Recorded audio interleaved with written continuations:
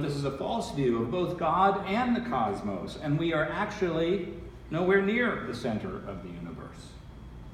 Yet those ancient poets of the divine, whom we might see as primitive in their understanding of the earth, had something which we have lost, a deep sense of the sacred nature of creation as a gift of God, as something that does not belong to us, but has been given to us as a sacred gift to be cared for and cherished. Have you not known? Have you not heard?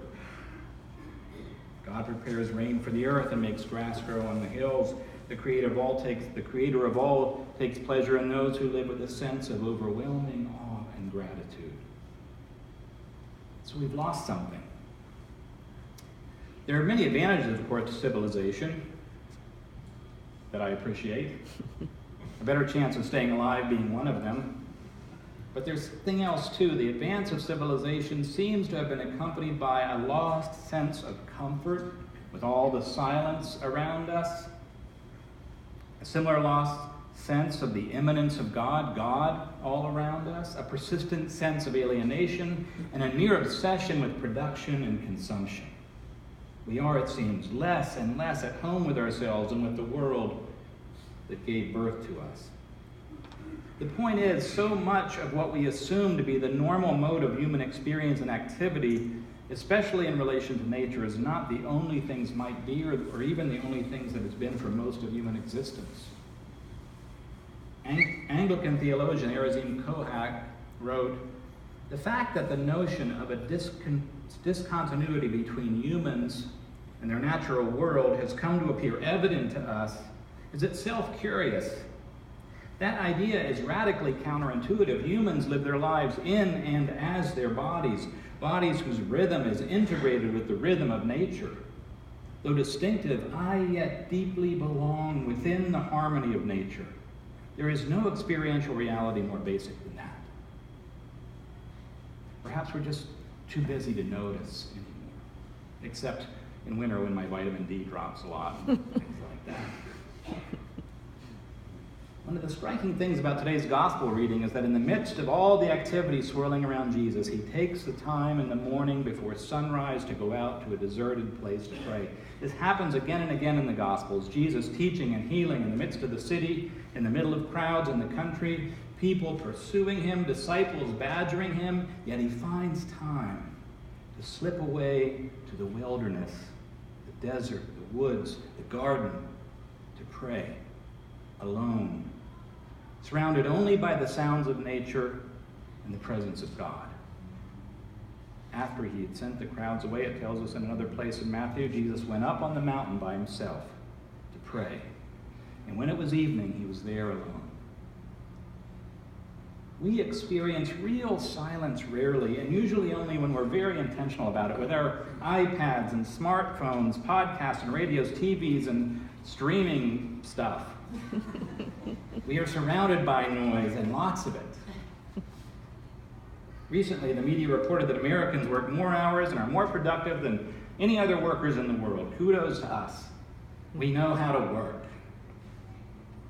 But do we know how to rest? Do we know how to stop?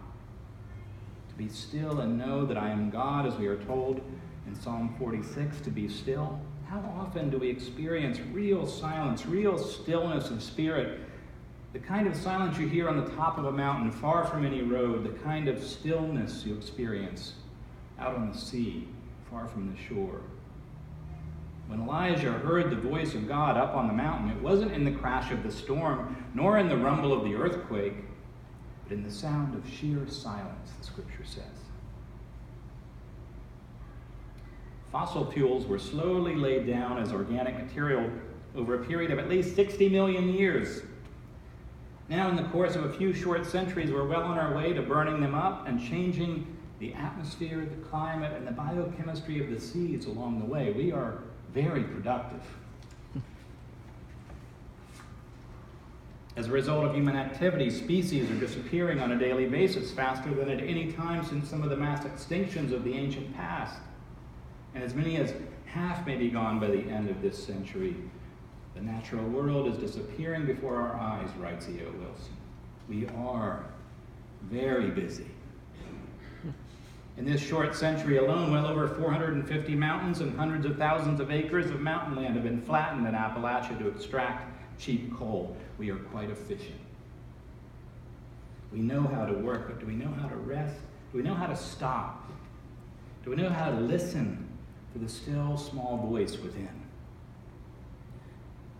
Listen, I know we can't stop working for a better world or responding to God's call for the healing of the earth, the great epiphany of our time. If anything, we need to take more action on behalf of our planet, living in new ways, speaking up and advocating for social change to stop climate change.